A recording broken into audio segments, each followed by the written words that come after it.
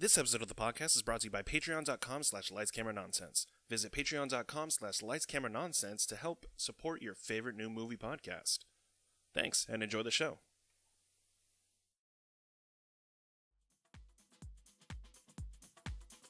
That sounds fine. Yeah. Oh well. Oh well. Lovely. Yeah. Lights, camera, nonsense. Quote. Oh well. Oh well. Oh, if that's not our trademark by the end of the year, I don't know what is. Hello, everyone, and welcome to Lights, Camera, Nonsense, where we give you all the latest movie news you may have missed. I'm Nick, low and fat Simmons. And I'm Zach, inconstant Thane Smith. Oh. And on, February 1st, let's roll into the previews. Zach, I'm not low and fat. Let me just start off by... Okay, so you're a fucking liar. I'm a Nick fucking lying Simmons. How do you expect our listeners to take us at face value? They should not. Oh, okay. Well, I guess that answers that. There you go. Just don't trust anything you hear. Yep. Or see. That seems to be the case. Reality's a lie. Zach, what have you been watching? So after last time we recorded, I went into a fairly invasive surgical procedure. Yes, you did. So I've been actually laid out for the last 2 months. Jesus, 2 weeks. But as a result, silver lining, I guess, if you want to see it, is I watched a fair amount of things. Good Yes. news. This is flying in the face of the persona that I was trying to give off last episode, which I didn't watch anything ever. And that's when you didn't have a procedure that incapacitated you in such a way to where you could watch so much TV. That is correct, yes. You literally have to have surgery to watch TV. To be able to watch TV. And not for nothing, I was also slightly miserable throughout the whole thing. Oh, okay. Well, at least it won't change your opinions about anything you've seen. Yeah. Hopefully. No. I mean, that you know of. I only watched, one of these things. I only watched it because I had literally nothing else to do. Oh. Well, that's not a good sign. And what was that thing? I was in bed. That was Lion King. The Lion King 2019. Well, people know our opinion about Lion King, or at least the they know our opinions. One. Yeah, they know our opinions on the actual thought of reasoning behind the film, which is not positive for either one of us. Yeah. Did you ever see it? Yeah, no, I didn't see it in theaters, but it's so redundant, and from what I've heard, it's literally shot for shot the exact same thing. Yeah, with some minor things. So they just added it to Disney Plus, so that's where I watched it while I was recovering. Yeah, there is no reason for this to exist. Okay, it is almost 95% the same fucking movie. So yeah, all right, then I'll just watch the original, which is also on Disney Plus, right? Yes, it is. Oh, well, that's... They do make some... It's, the changes they do make are really weird. They'll take lines, a bunch of the line, or almost all the lines, are the same, but they'll take a line from one character and have another character say it for some reason.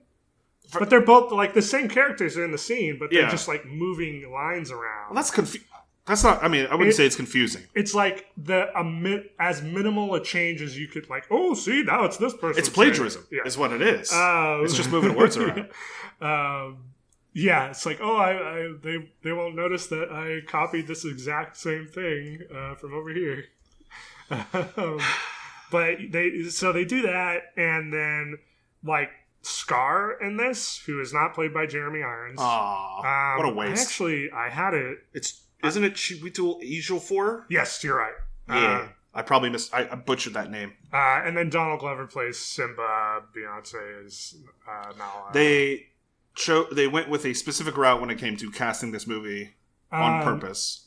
Yeah, and then you have John Oliver as Zazu, and Billy Eichner and Seth Rogen as Timon and Pumbaa, respectively. Mm-hmm. The only other big difference here in this movie I found was in the original, or, the original. Yeah, the original.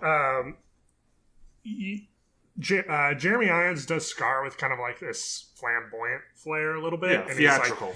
He's very cunning and soft-spoken, kind of, more in the shadows. Yeah. This Scar is like just straight up mean and angry. Okay. So like most uncles. Yeah.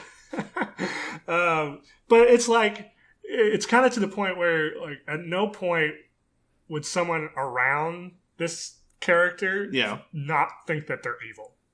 Yeah, like, hey, why are you saying that in such a menacing way? Pass the ketchup. That is it. There are moments where he's like, "Oh yes, I would never do this to you, face to face."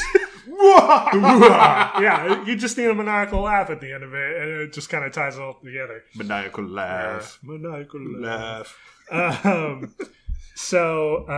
Yeah, it's okay. Like, it looks very nice. Okay. I mean, in terms of CGI, there are points in it where I'm like, that's a real animal right there. But that's mostly for like smaller things, like a chipmunk in one of the first scenes. And do you mean meerkat? No, you mean chipmunk? Yeah. There's chipmunks in the savannah? Well, I think that's what it is. It's when you first are panning towards Scar, and there's it's a mouse. Sorry, not a chipmunk. Okay. It's a mouse. Okay. The mouse looks like that's a real fucking mouse right there, but it's a tiny thing, so it's okay. It's okay. Yeah, when you see something super far away, you're like, okay, that's nice. You're not trying to convey an emotion with the mouse, which cannot be said for all the main characters. Yeah, that just stare blankly into the camera because they're supposed to be real animals. They're realistic, quote unquote. Yeah. So that's weird. And like none of the jokes land even either. So it's just not. That's unfortunate. Really funny. You know, you would think with the casting of like Seth Rogen and Billy Eichner too. And that's like when it first came out. I remember hearing like, "Oh man, Billy Eichner and Seth Rogen fucking crush it." Yeah. Right. Like that's like one of the big redeeming things of the movie. I think I chuckled at one thing, and it was a bit where, in the original when they are posing as a distraction and they do the hula dance. Yeah. So instead, in this one, they start up with the beginning of "Be Our Guest." Oh, okay. So they're like starting to sing "Be Our Guest." So it's a tongue in cheek. Yeah. Okay. That's kind of clever. They should was do funny, that with the whole movie. Yeah, that was pretty funny. But other than that, I was just like, I was about as blank faced as the lions were. Oh, hey-oh. Hey, I'll be here all night. Say that to a real lion, though. They won't care. They'll just eat. They will eat you alive. That's a movie. Literally no reason to watch it if you can watch the original. Which you can on the same exact service. Same service, yes. Yeah. Moving on from that, I had talked about previously how I had started watching Star Wars, the Clone Wars. Yeah, the kind of the interim cartoon series that started way back in the day. Yeah, it started with a movie first, and then they did the series. Not the old series though, like not the hand drawn one, but the CG one. Right. I watched 3 seasons of that.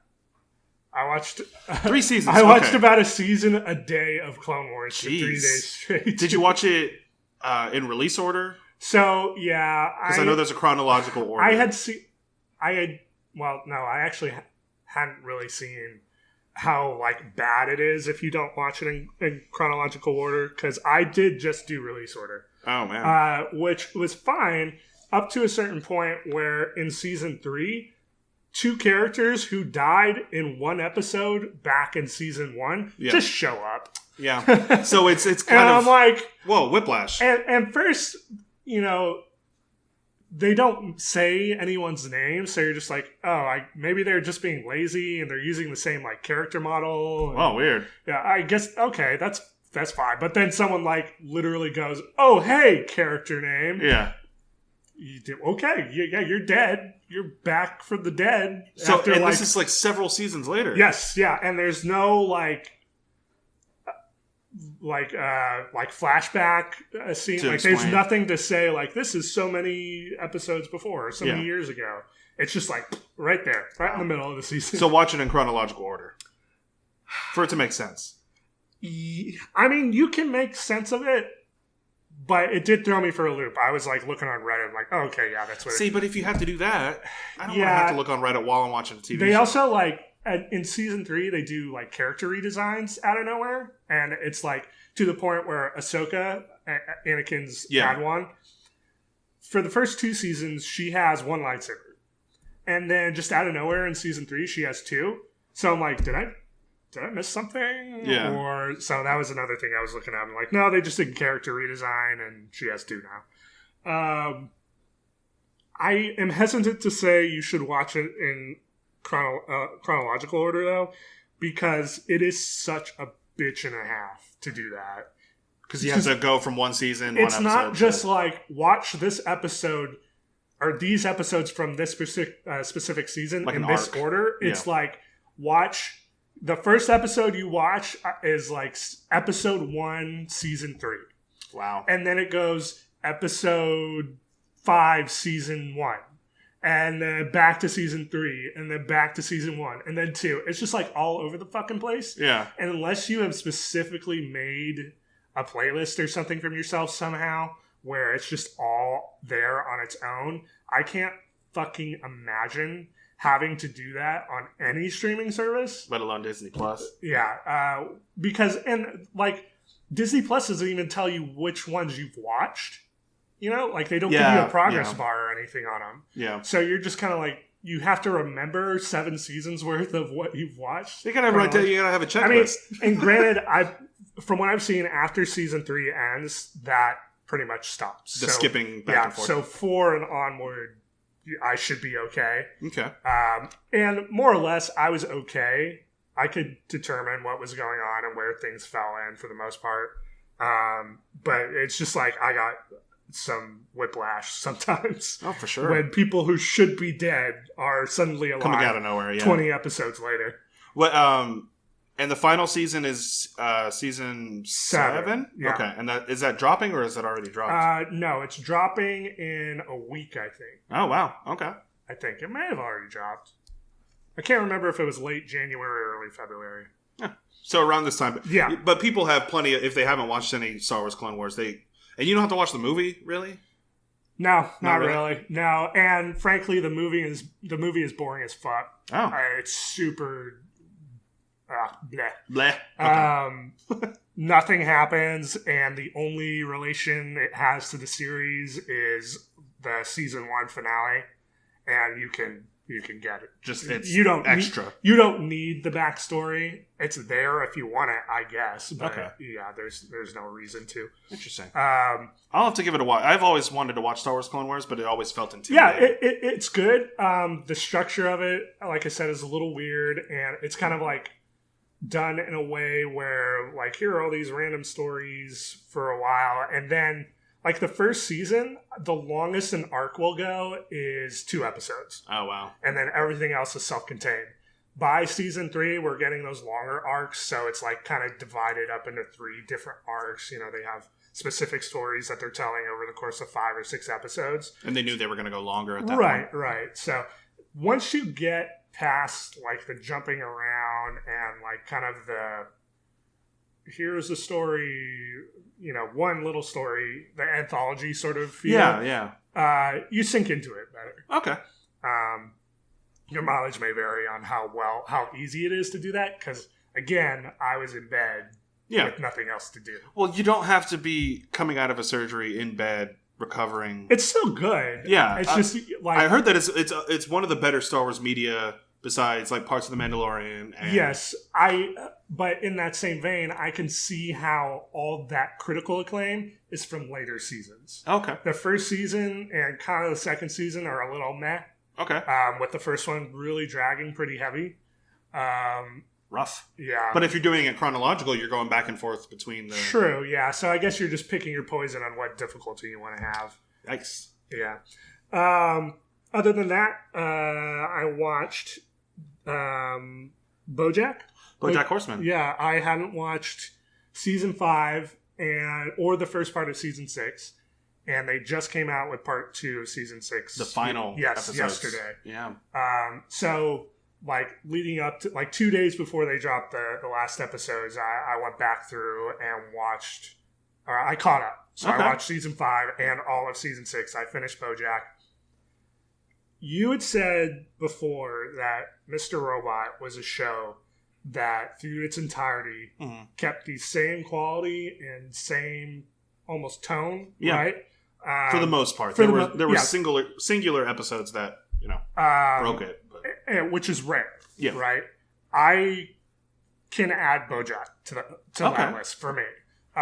If you liked season 1 all the way through the end of season 6, it is like the exact same tone, dark comedy, really dark comedy mixed with like existentialism and which you wouldn't think you would get from a cartoon with talking horse in it. Talking animals just in general. Got Mr. Peanut Butter in there. But it is one of the most perfect endings to a show. Oh, well, yeah, I've read similar reviews that they were thinking it was just a really well done ending to the series. I didn't want to read too much into it in case I ever got into it. I mean, like, not even getting into the 6th season. Season 5 itself is really good. And then season 6 just kind of keeps that ball rolling. And in like a lot of shows, there's a tendency to be like, okay, here are these terrible people who have done terrible things. But because you've spent 6 seasons with them, you're like rooting for them. Yeah. So you wanted to end it like relatively happy with them. You kind of want them to get away with everything that they've done. BoJack does not let you do that. Okay. And so it has like real consequences for its characters and how shitty they are. And it's refreshing that there are actual like legit consequences for characters. And from like all the way down to season 1, going all the way up until that point? Yep. And yeah, the character growth is, it makes sense. They're not just like kind of going all over the place. Yeah, it's not just like a sitcom or any of the other Netflix animated shows. Yeah. And it actually has something to say too, which is nice. And it's not just like kind of like, a celebrity jerk off sort of thing. With cameos. Yeah. I see, and I've tried the show several times. I think most recently, like around October, November last year. Yeah. I tried getting into it again, but it doesn't. It should be a show that I enjoy watching when it comes to its tone of humor and story. Not storytelling, but the characters and everything. I love all the voice actors in it. I think they do a really good job, but for some reason it just doesn't latch on to me. I don't know. I mean, and so if you're not getting through season 1, that's the flip side with something that is so tonally consistent throughout. It's kind of hard to recommend the whole thing, right? Yeah. Because if you're not liking what you're seeing at the beginning, this thing is the same in terms throughout of the entire, the tone it's presenting through the whole thing. Yeah. Which is good for people who like it, but then, a little harder to swallow for someone who's having a tough time getting into it. But now that I know that it's over, it might be a little bit easier of a pill to swallow. Sure. Just because I know that I have a finite number of... That's one of my biggest things now is whenever I try to get into a show... You're like, when is this going to end? Yeah, like you. Just dropped season 2, right. And I'm like, okay, well, I might get into a show like this. I just finished Mr. Robot. I just finished other shows. I've got a pretty clean palette when it comes to TV shows I can follow. But if it's only on season 2 and it's gaining a lot of traction, I don't know how many seasons it's going to go. Especially with Netflix, right. They're so flim-flam about how long their shows are going to be. And it's like, something makes it to season 3 and they're like, okay, we're done. Yeah, and then... I mean, fuck. It's not the showrunners, it's Netflix. I believe it's the 2 of the writers from BoJack actually tried to do that Tuca and Birdie show. Yeah. And it was like up for a month. Yeah. And then after that, they're like, nah, the second season's canceled. We're not doing it. It's like, dude, you just released it. Yeah. Give it some room to grow. I really liked Tuca and Birdie, which is kind of ironic. That is funny, yeah. Yeah. That I would get into a show like that, but not... And Tiffany Haddish is not a comedian I normally follow. Right. Just the way that she does comedy. But that's interesting. Yeah, since you think that it's just consistent when it comes to quality and because I should like the show, I'll probably give it a 4th shot. And if it doesn't get me, it doesn't get me. Yeah. it's weird to have a show that will routinely make you feel like shit be one of the best shows that you watch. Hey, I felt that way with parts of Mr. Robot too. Yeah. So I mean, and Boardwalk Empire, a lot of the shows that I really enjoy are in my top 10 of all time. So how do I want to hurt today? Yeah, how do I want to cry? And then that was it for the TV shows I watched. Movie-wise, I went back and watched... Did you ever watch Sorry to Bother You? I did, yes. So I watched that. This is the one with Lakeith Stanfield, right? Yes. Yes. Yeah. I saw this in theaters. That where he's the telemarketer? Yes. Yeah. Yeah. Fucking great movie. Thank you. It was... If I can make a 2018 list right now of best movies, I would put that on there. Yeah. Because I have never seen quite a fever dream like this. When it's, and I don't want to spoil it because it's very much pivotal to enjoying this movie, but when it turns into a totally different movie, and you're like, wait, what am I watching? What the fuck is happening? What the fuck is happening? And you just have to, at that point, if you've ever considered watching it, just turn your brain off, okay? Stop thinking and just enjoy the ride, all right? Because this is one of those movies where you gotta do that. The first 3 quarters are like kind of giving you their thesis statement. Or, you know, they're presenting an essay to you, like in terms of like capitalism as a whole and like how it affects class structure and, you know, just kind of the nature of that and how you as a person, you know, you may be beholden to that structure if you do or don't, you know, try to find it. I mean, the movie even makes you kind of look inward to where you would be. Yeah, like what would I do in this situation? Yeah, sort of thing. And then the last quarter takes such a hard left. Yeah, it was fucking wild. I remember I audibly said, "What the fuck?" in the theater. And I think everybody else was just like, whoa, what is this? It's so out of nowhere, but it's fucking fantastic. And where did you watch this? It's on Hulu. Oh, it's on Hulu. Yeah. Okay, cool. Yeah, so even if you just want to sign up for a free trial for Hulu, I would do it just for that. Yeah. Because it's fan-fucking-tastic. Okay, good. I'm glad you liked it. Yeah, if you haven't seen it, definitely try to. Hidden gem. And then also on Hulu, I watched Little Monsters. Remind me what this one is. This is the Lupita Nyong'o film where she's the zombie kindergarten, a kindergarten teacher, and there's zombies. And I am going to go back and retroactively change my 2019 list. And I'm going to boot Joker off. Oh, snap! I had said before when we were doing our list that Joker probably would be at the bottom of my list. Yeah. And I enjoyed Little Monsters so much that it just makes sense to take it off. Weird. Yeah. So this movie actually was playing, I think, around my birthday. Mm-hmm. And I was thinking of actually, but it was in a theater a little bit further away. Yeah. The same theater where 1917 was playing, where I had to drive an hour out. And so I was like, maybe... You know, just for fun, I'll drive all the way out there and watch this movie that's playing nowhere else. It's zombies. I love zombie movies. And I love Lupita Nyong'o. But I decided not to. Did I make a mistake? Not to make you feel bad, but I think you made a mistake. Oh, wow. Now, that being said, it's on Hulu. It's a Hulu movie. Okay. A Hulu original. So you can go watch it. But, yeah, I wish I had been able to watch this for our zombie one. Because this is a fan-fucking-tastic film. Much like, you know, I guess not much like... That's right, yeah, because it was around that time. There's a lot of dark humor in it. So the basic premise is you have your main character... It all takes place in Australia. Ugh, your main character is kind of this... this, do-nothing slacker. He's like, you know, maybe early 30s, late 20s. Yeah. Sort of guy. He's trying to get his quote-unquote band up and running, but really all he's doing is playing his electric guitar on the corner of a street badly. He was in a death metal heavy band, you know, that kind of thing. And he's in a relationship where his girlfriend's like, I want to have kids, like I want to start a family, but you know, he's clearly not grown up enough to do that. He's a loser.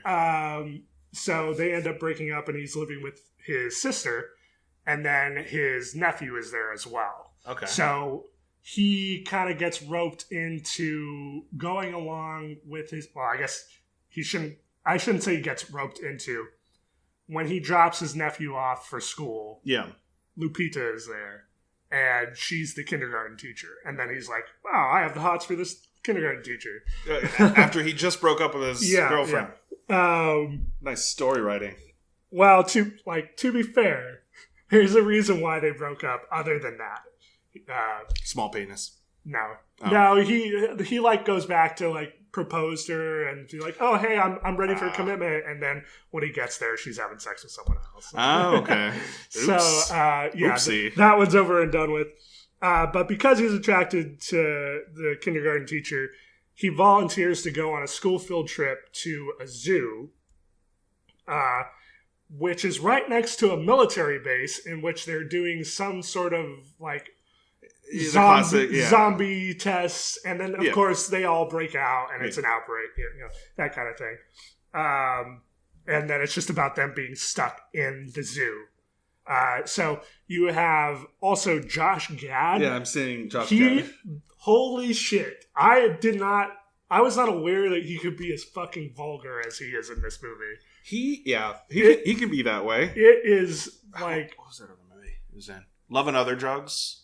I never saw that. The one with Jake Gyllenhaal and Anne Hathaway, where they're like drug salesmen. He plays, I think, Jake Gyllenhaal's brother. And there's a couple F-bombs and sex jokes in there. No, there's way more than just F-bombs in this, my friend. Sex jokes and stuff. He is on a whole nother fucking level. He plays a character named Teddy McGiggle. Yeah, so like he's this character who does like kind of a Sesame Street sort of show. Okay. Or a Pee-wee's Playhouse sort of character. Yeah, it makes more sense. So he's got like kid dances and stuff like that.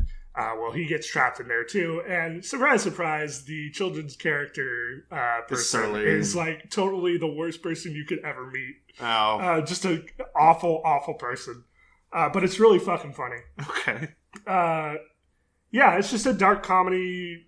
I'm getting tastes and tones of Shaun of the Dead. It's very similar. Okay. Yeah, in terms of tone. Okay. Yeah, great movie. I don't want to go too much further into it because I don't want to spoil anything, but yeah, definitely give it a watch for sure because it's just a fun movie. Yeah, and I would for sure knock Joker off for it because like I appreciate Joker for like what it does, but I just wasn't like this is the best movie ever. Even the controversies around it, Yeah, and like for sure, Joaquin Phoenix is fucking incredible in it, right? And the cinematography is great. But I mean, other than that, like it's just not. It's not. It wouldn't be the first pick for me, for sure. So I'll knock that off for Little Monsters. Okay. So I'm just. You're making faces over here, like oh. Well, no, I was listening. I was listening to you. I promise, I was listening to you. Hold my hand. But I was also trying to remember. I'm looking at my. It's sad. It's sad that I have grandpa memory. I have donkey brains. But I'm looking at my Instagram pictures because I take pictures of every ticket of every movie I see. So I'm looking back at the movie. I'm like, when was our last podcast?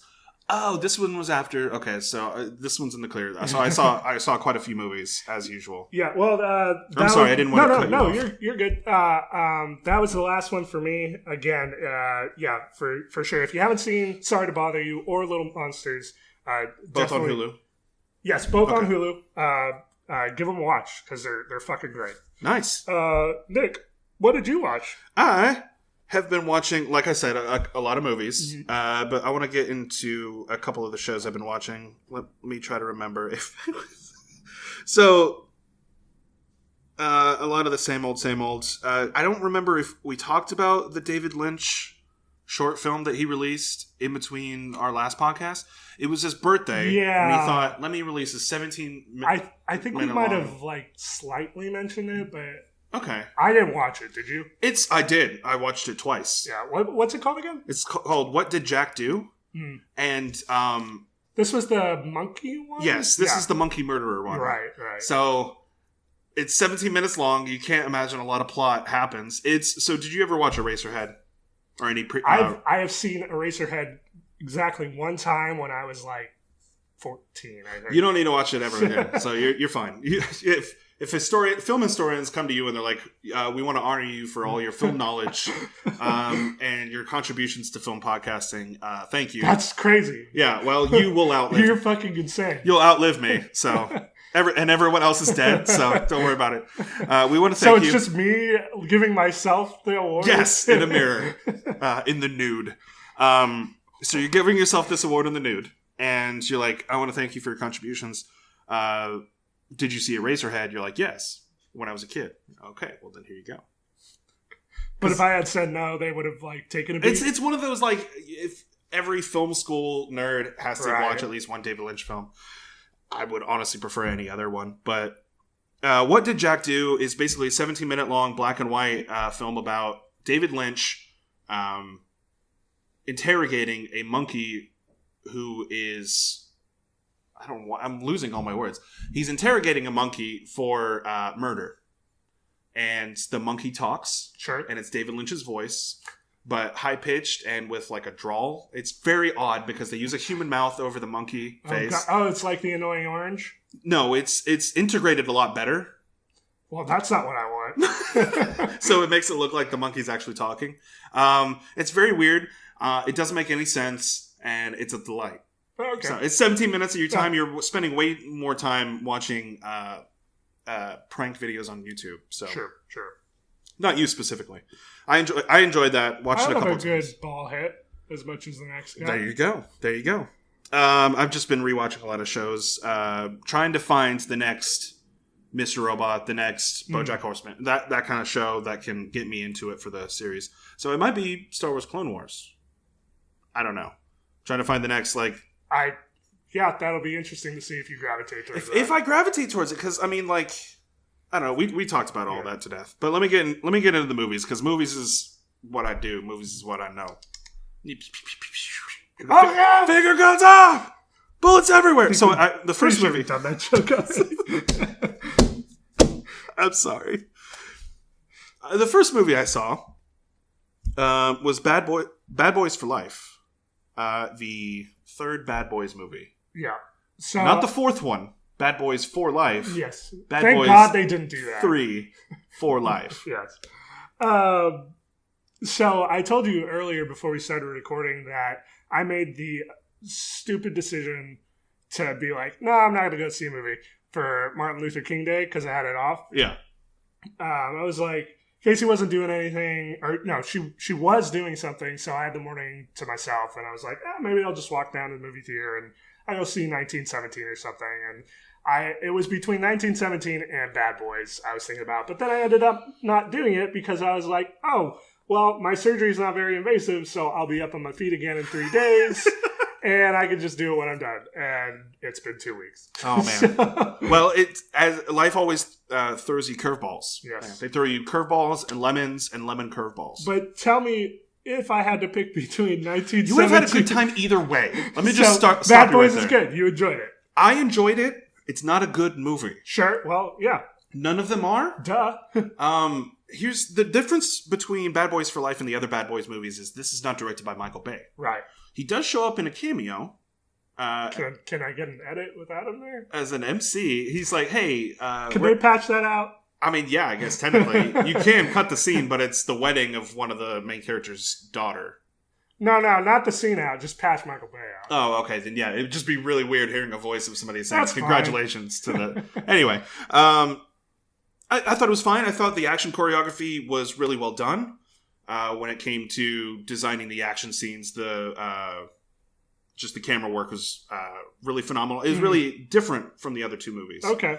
The tone was a lot darker because it's the third movie, so they have to ramp up something besides explosions. This was actually toned down when it comes to explosions, obviously, because they changed directors with Michael Bay. If you know Michael Bay, it's explosions. Explosions and American flags. Yeah. That's it. America. So in this film, you've got Riggs and Murtaugh. God, you were saying so many things that are related to things that I either took off or have on the news docket. Yeah. So, It's not Riggs and Murtaugh. I forgot their names. The two... Mike and... I just remember Mike Lowry. Mike Lowry and... crap. This isn't a detriment to the film. The film was still enjoyable. It's just I don't have a long history with the films. Right. But the two bad boys... Fuck, what's Martin Lawrence's name? Martin Lawrence. Yeah. Okay, Mike Lowry and Martin Lawrence. They're both older. Martin Lawrence wants to retire. Mike Lowry wants to... Will Smith wants to keep going. And then an evil force from his past comes back to haunt him and attack and or kill everyone around him. Sure. So it's a really flimsy plot. It's not super complicated. Yeah. But people should be used to this with Fast and Furious being as prominent as it has been in the last couple of years.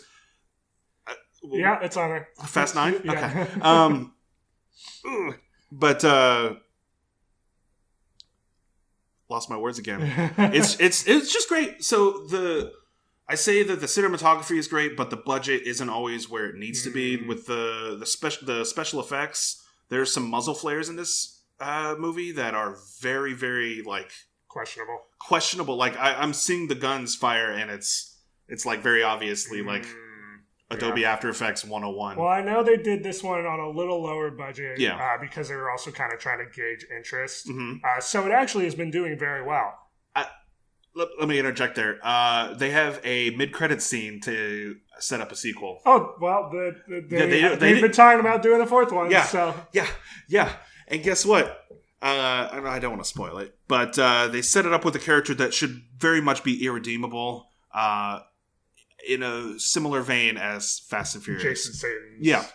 But Jason Statham isn't as justice for Han. Anyway, we'll talk about that here in a minute. Bad Boys for Life. I recommend it, but you have to make sure you turn your brain off before you enter the theater. Is Bad Boys 2 still the best Bad Boys?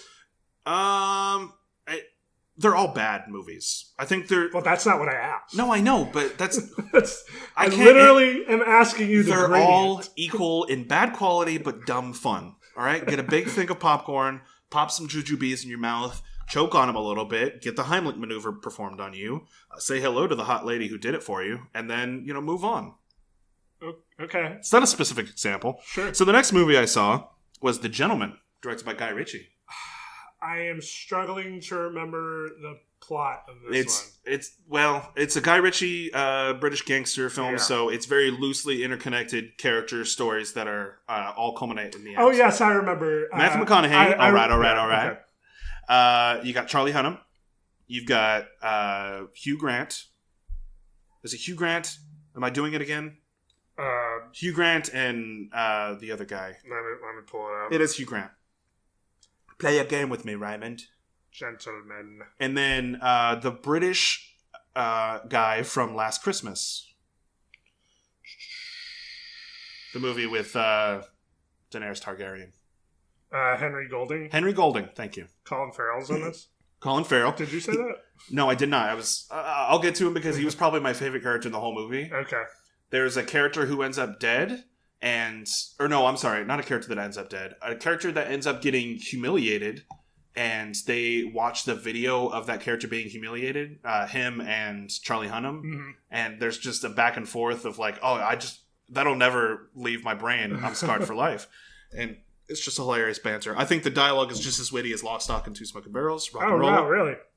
It's just as good as his older crime films, Snatch, etc. Okay. If you're a fan of previous Guy Ritchie British gangster films, you're going to enjoy this. Okay. Well, that's good to know because the only thing I had heard was it's kind of a poor man's like Pulp Fiction in terms of structure. If people compare anything to Pulp Fiction, you're doing it wrong. You need to compare it to the filmmaker who defined British gangster crime dramedies.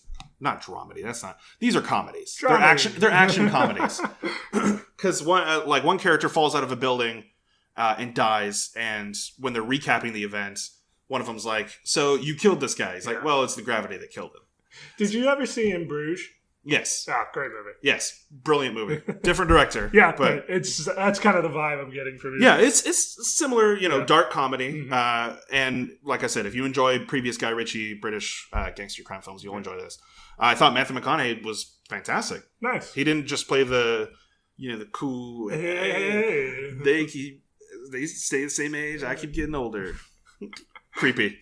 I mean, he still plays that because he plays a weed farmer / gangster.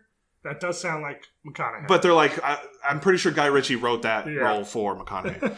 The next movie I watched was last night. That's not the name of the movie. I watched it last night. Okay.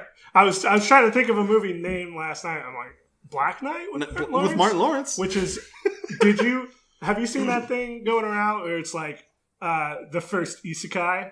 It has like the kid in King Arthur's court. It has Black Knight on there. Yeah, shit. yeah. Like, I think that's funny. Anime memes. No, the movie I watched last night was The Rhythm Section, which is yes, starring Blake Lively and Jude Law. Hold on, I need to pull up the. This was. I read the synopsis, not the synopsis, but kind of like the tagline for this. Well, yeah, I guess general synopsis without spoilers. And I was like, where does the name come in? I can't spell the word rhythm. Well, at least you got it. No, autocorrect did it for me. That's such a weird word. RHYTHM. Is that wrong? What? That's wrong. Is it wrong? Yeah. It's RHYTHYM. Is it? Pretty sure. It might be one of those like feel the rhythm, feel the rhyme. Something. Hey, Bobsled it's about that time. No, it's Cool Runnings. I was quoting Cool Runnings starring John Candy. I was thinking Marky Mike. RHYTHM. Yeah, see, because I pulled it up. Oh, there you go. Okay, that's a weird word. I always misspell it. Maybe it's like a location difference. Like a British Y. Yeah. No, okay, so it's written. It was based off the book The Rhythm Section by Mark Burnell, it's a book series. Oh, okay. Starring Stephanie Patrick. It's called the Stephanie Patrick series, whatever. This is basically the first book in that series, and this one was directed by Reed Morano. Why do I have no signal anywhere? Okay. Who also directed The Skeleton Twins, Kill Your Darlings, and Frozen River. Is Kill Your Darlings the one that was received so poorly? That was the one with Green Goblin from Amazing Spider-Man. I can't remember his name. Chronicle? What? Chronicle? Valerian and the City of a Thousand Planets? Which... Oh, are you talking about... Him and Harry Potter. Amazing Spider-Man? Yes. Okay. Is he Spider-Man? He's a Jewish jeweler. Oh boy! I was trying to think of fucking what's his face from the first trilogy, who played Peter Parker. Harry. No, fucking goddamn. What's his name? Lou Gossett Jr. Seth Rogen's friend. James Franco. It's not James Franco. Okay. Because that's who I was. It's the guy from Chronicle. Valerian of a Thousand. I'll just. I know. I can think of his face from Valerian. But I never saw... I never saw Spider-Man 2, or Amazing Spider-Man 2. So... Hold on, I got it. He always looks like he's done meth recently. Dan DeHaan. Dane DeHaan and Daniel Radcliffe. And it's about William Burroughs, Jack Kerouac, and Lucien Carr, and Allen Ginsberg, and the murder of one of them. But it was directed by Reed Morano, who also directed that film. The Rhythm Section is basically an origin story for a woman who recently just lost all of her family in a plane crash, only to discover that it wasn't an accident. It was actually a bombing used as a message to, deter insurrectionists in another country. So she basically tracks down, the killer and learns kung fu moves from Jude Law. It's like kind of like the beginning, Batman Begins. Yeah, it's an origin story for a spy. Okay. So,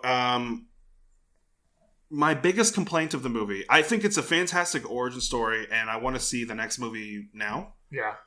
Because I feel like the character has a lot of places where she can go. Okay. However, with this movie as an origin story, I feel like they do too many skips in, not logic, I want to say, but character development. You miss a lot of character development when it comes to the in between scene to scene. Mm. So, and which is weird because the book that this is based on was written by Mark Burnell, and the script itself was written by Mark Burnell, who wrote the book. Yeah. So, well, I shouldn't say the script. I should say the story itself. Okay. So maybe there was a loss in translation when it comes to the character, but I don't want to delve too much into this. But I think it was fantastic. I think the cinematography was really well done. There is an explosion scene that is very real. From what I can tell, is very realistic to how someone would respond to if a car exploded right next to it. I think it has a lot of potential as a film franchise. Okay. And we'll see how well it does. The budget was $50 million. I don't know what it's like on Box Office Mojo, but I know the marketing budget can't be very high because I have seen nothing about it. Yeah. Well, I mean, I've seen trailers of it before movies, but it's the song that sticks with me, not necessarily the. What's the song? It's In the Pines, but it's okay. It's performed by the people. Anyway, I forgot the name. I don't know what that was. I don't want to get copyright struck.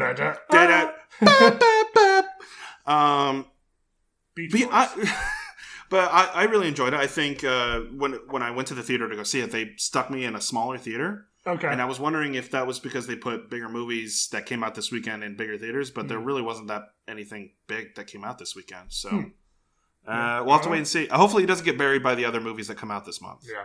That's all I'm saying. I think people should check it out. That's it. Those are 3 movies. Yep. Were those? Bad Boys for Life. Rhythm Section, Gentlemen. Oh, yeah, okay. Yeah. I felt like you saw more. I felt like I saw more of your ticket stubs, but I guess not. Nope. I mean, I watched a lot of TV, but it was a lot of the same old. Gotcha. And I'm kind of experimenting with different shows here and there. Right. I watched the first episode of Terrace House 2019 to 2020. And I feel like I might drop it. Not because I don't find the characters interesting, but because I don't think I'm in the right mood for it right now. Yeah, you have to be in a very specific mood. It's funny that you mentioned that. I actually thought about picking Terrace House back up while I was recovering, but I was like, there's so many other things. And I didn't finish the last season of. I haven't finished it either, which makes me sad because I want to know what happens. But I did watch. I forgot. I watched The Circle, which is the reality show on Netflix. Oh yeah. Which is all about social media. I was thinking the David Eggers book, Tom Hanks and them. No. But this is all about like a whole bunch of 20-somethings to 30-somethings who all live in this, building, but they don't like physically interact with each other. Right. They're all talking to a quote unquote app on a television. Right? Yeah. But it's people that are like typing. Yeah. I saw that BuzzFeed thing come out that was like, it's actually just someone transcribing it. Yeah. It's which is funny, but because somebody didn't know how to type in. Yeah. Someone's just in a room just listening to all this shit like, yeah, they're getting paid. Let me out. I don't know how much Netflix employees are getting paid, but hopefully it's enough. To be fed, they have to transcribe at least 4 messages. Yeah. Circle, open chat. I thought the people in season 1 of The Circle, which by the way is only the US version. There's already a UK version, and they're making it Brazil and another region. There's a Doctor Who episode in the very first series of the revival with Christopher Eccleston. Yeah. There's an episode in that series where it's very similar. It's like a mix between this and Big Brother, but they're all like confined to a room. Oh, okay. That's what made me think of when I saw. That's really interesting. Maybe they stole the idea from that episode. Yeah, maybe. But I got really into it. You can ask. My mom, who is always like, what are you watching? I'm watching The Circle. All right, I got to find out who gets voted off this week. I know Casey. I think she watched the first 2 episodes. Yeah, it's only like 11 or 12 episodes. Hour long.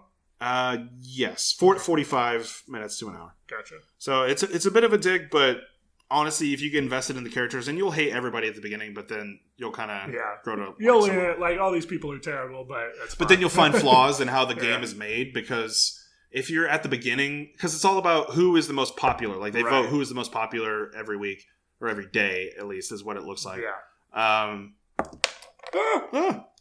Just dropping shit. Sorry. And basically, whoever's the most popular gets to stay, and whoever's the least popular has to leave. Yeah. So if you're at the beginning and you bud friendships between the beginning group of people, like the last 5 people in the finals were all in like the original group. Oh wow! Of like 8 people. So like it was always switching out but then one new person for another new person. It's hard though because when you have the people who have been there the longest and then you get new people in, and you kind of how do you build a huge friendship? Right, you have to skip a whole bunch of steps. So it's interesting, and there's the whole catfish aspect. I don't know. I like the idea of it. Maybe they'll rework it a little bit for the next season because I'm seeing a lot of people watch it, so I assume it's probably going to get greenlit for a second season. Oh, I think it already has. Oh, has it? Yeah, I think it's actually coming out later this year. Only semi-related, just based off a name. Have you ever watched the movie Circle? You'll have to be more specific. It's all in one room. It's very on a budget. It's all dark, and people are standing on these circles. I've seen the preview for this. It's on Netflix. Yeah. They're standing on these circles, and they have to whittle people down. It's like a death game. Yeah. So you have to vote and decide who dies. But if you step off the circle, you also die. Yeah. So, yeah, very interesting. I'll have to give that one. It's part of the Circle universe, so I'll have to give it a shot. Yes, of the Rotund universe. So give me the news. Give me the news, Zach. We'll run through the news real quick. I kind of tried to keep it light, and there wasn't a whole lot that happened, thankfully. Nothing happened in the world, all right? Don't worry about it. Yes. Nothing in America, nothing in UK. Nothing serious. Nothing in China. All good. Don't look out your windows. China. Do you remember ways back, HBO had greenlit a show called Confederate. Yes. From Benioff and Weiss. From Benioff and Weiss. Yeah. And then it went dark for a while. We didn't hear anything about it. Well, it has officially been canceled. I praise the heavens. So for those who don't know, the concept of Confederate was that in the Civil War, the Confederacy got them. They properly seceded from the Union. So then you skip forward to like modern civilization, where like slavery in the Confederacy is like a modern part of life. It's man in the high castle, but exactly, yeah, post Civil War, but post Civil War, which was not handled deftly upon announcement. Yeah. So people were very. It's in the same genre of why is this even a thing? Well, I keep saying Man in the Iron Mask or something. No, Man in the High Castle. was based off of a book or based off of a previous printed work, and so I could see where that is coming from. But this is from the minds. This is literally an idea they came up with, and it's like also questionable that your series, which is like going into what would life be like if slavery was still a thing, is handled by 2 white men. I could definitely see why people would be upset. Why that might be a bad take, man. What a stupid bunch of idiots. But yeah, now we don't have to worry about it. No, we don't. Moving on, J.J. Abrams, his production company Bad Robot, is apparently working on a couple of projects for Justice League Dark. Yeah, this has been in the works for a long time, hasn't it? I don't think so.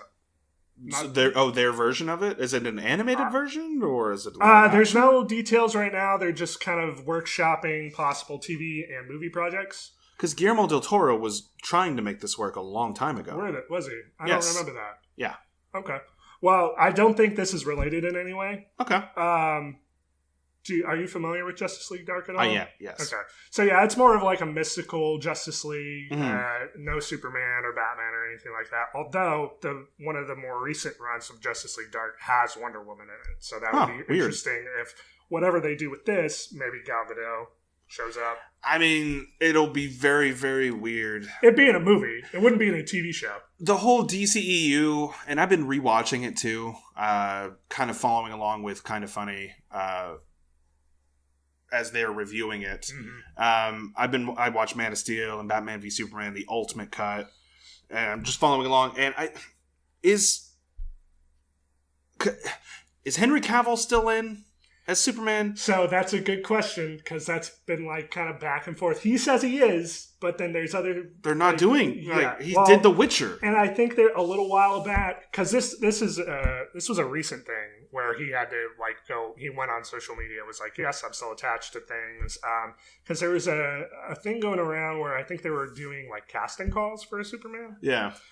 That might have just been... It's been a minute, so I don't remember all the details on that. But Justice League Dark has people like Swamp Thing, Constantine, Deadman, Zatanna.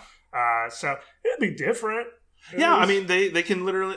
I mean, get... what's his name who plays actual Constantine right now? Keanu Reeves? No, not Keanu Reeves. the guy who's been playing Constantine in the animated ones? No, the CW. Well, he's been in the animated and the CW. Matt Ryan. I always forget that Constantine show is a thing. Yeah. I always forget it. Because he was also in the Final Crisis crossover. Mm-hmm. He's been doing the animated Constantine. He loves the character and loves portraying him. Well, that's good. It's good to have someone who is attached to the story. Faithful. Captain Marvel 2 is officially in development with Megan McDonnell, which is the head, I believe, of WandaVision. Huh.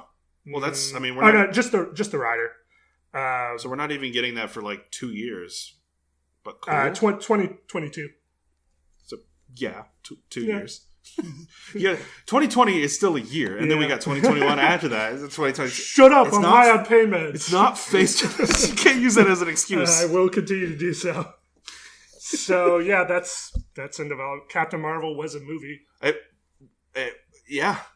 It was about as meh as Marvel movies can get. I mean, it's up there with Ant-Man and Ant-Man and the Wasp. I'm hoping that now that they've laid the groundwork, the sequel will be a little bit more... It needs to be more cosmic. It doesn't need to be on Earth. Yeah, I guarantee you it will be. Well, and like I think we talked about this when we did our review, is that for a space movie, it was like really weirdly washed out and gray at times. It was very strange. Even, especially being in space. You mean the space scenes? Yeah, in Captain... Okay, they looked like Thor: The Dark World. Yeah.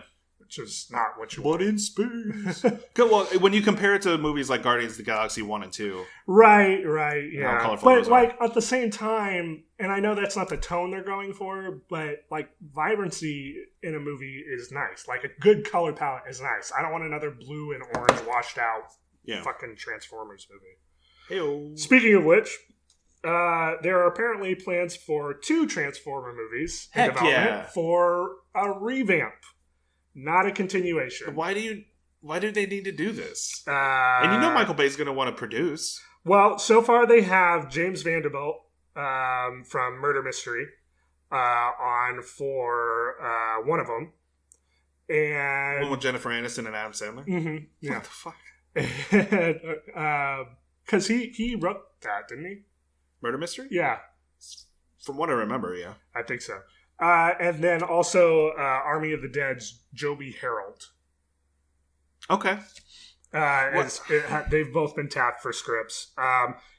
And when I first read this, I was like, I could not care less. I have not seen a Transformers movie since I fell asleep in the theater watching the third one. Oh no, that's not true. I watched Bumblebee. Yeah, that was fine. That's fine. It's better than than all of the second, third, and fourth one. But then it came out that apparently James Vanderbilt is working on the one he's working on is Beast Wars.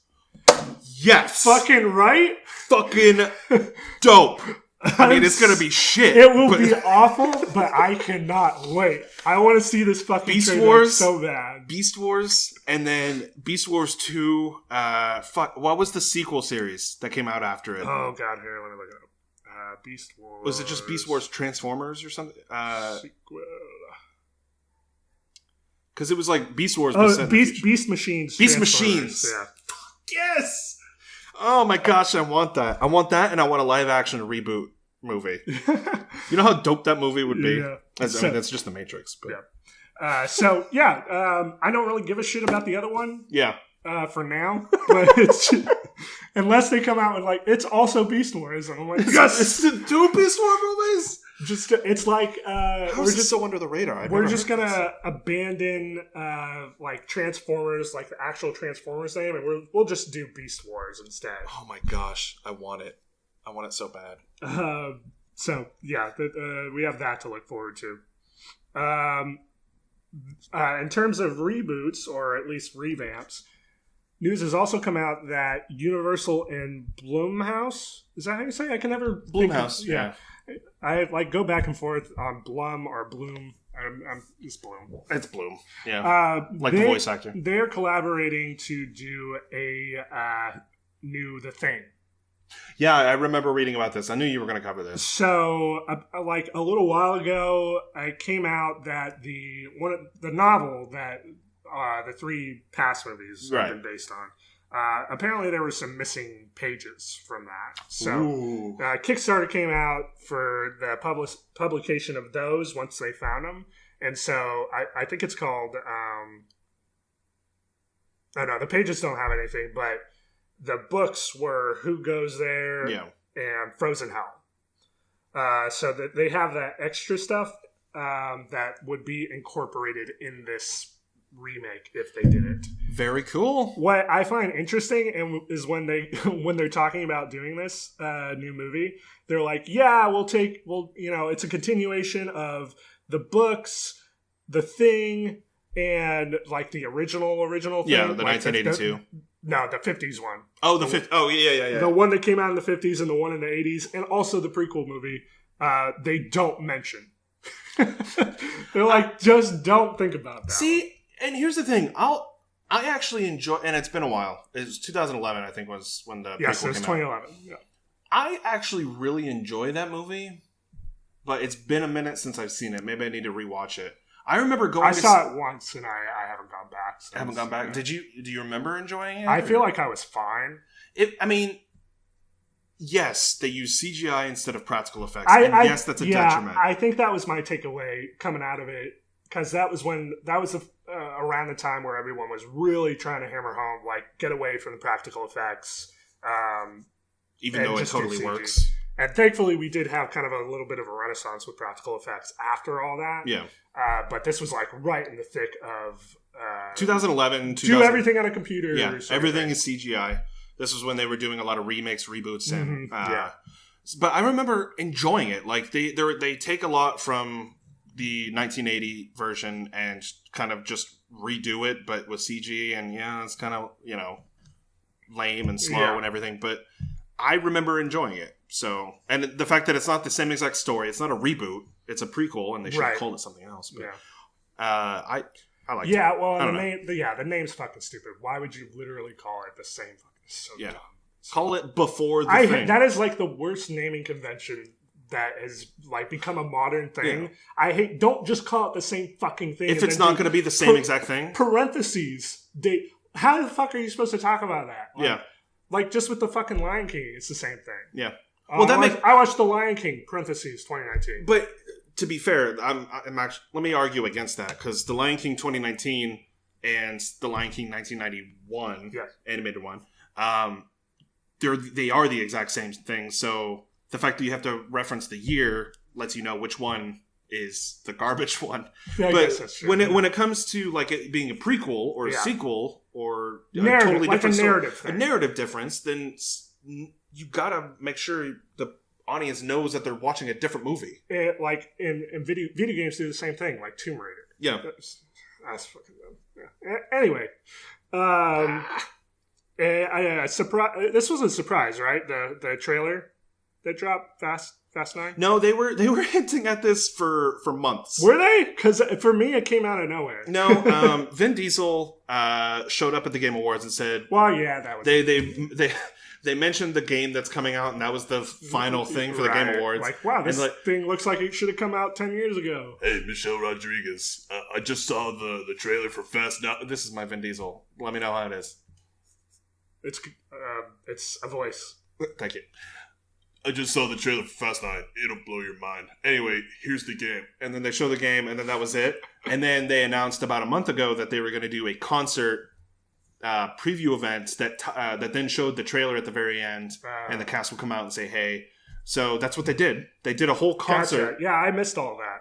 Well, yeah, it was like an hour long. Anyway. So yeah, the trailer for Fast 9 dropped, and Justice for Han is the thing. Yes. Han's back, man. Yeah. Han. And he's just like totally cool. Eating chips and having a shorter haircut. Because for those that don't know, let me recap the entire Fast and Furious timeline for you. No, I'm just kidding.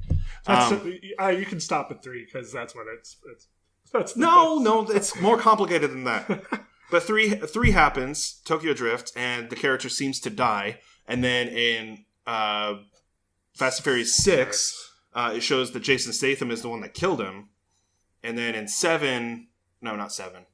It just kind of moves on from there, and you're just like, okay, he killed Han. Then why are they making Jason Statham a good guy? Yeah, everybody's buddy with him. But to be fair, they still shouldn't, even though Han is still alive, they still shouldn't justify Jason Statham being a cool, best friend to everybody. Well, else. I'm sure it'll be a 2-minute conversation, and then they'll do some wacky racing. They honestly, I actually think that they could have kept the Han reveal from the trailer and have it be a surprise in the movie. They would never do that. No, I know, but if I ran Hollywood, listen, sure. And I'll make this a whole series. Well, it's not even that. It's if you ran the people who made the trailers. It's always the trailer cutter. Yeah, like, hey, let's keep that into the. But it's a huge hype moment outside of everything else. Yeah. Magnet plane, the fucking. Did you watch the trailer at all? No.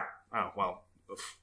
It's a fucking hype trailer. Dom drives his car into like a wood post that has like a metal thing on it and attaches, and then they literally Tarzan an entire car onto the other side of a cliff. Oh, it's fucking bananas. This is one of those series. I did stop at 3, so dude, past that.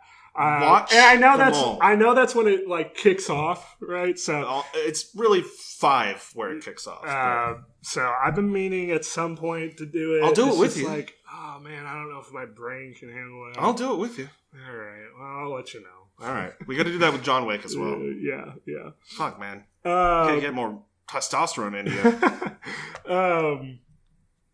Guillermo del Toro has officially started filming Nightmare Alley. This is his new project. And this is original? It is based off a book, I believe. Let me look.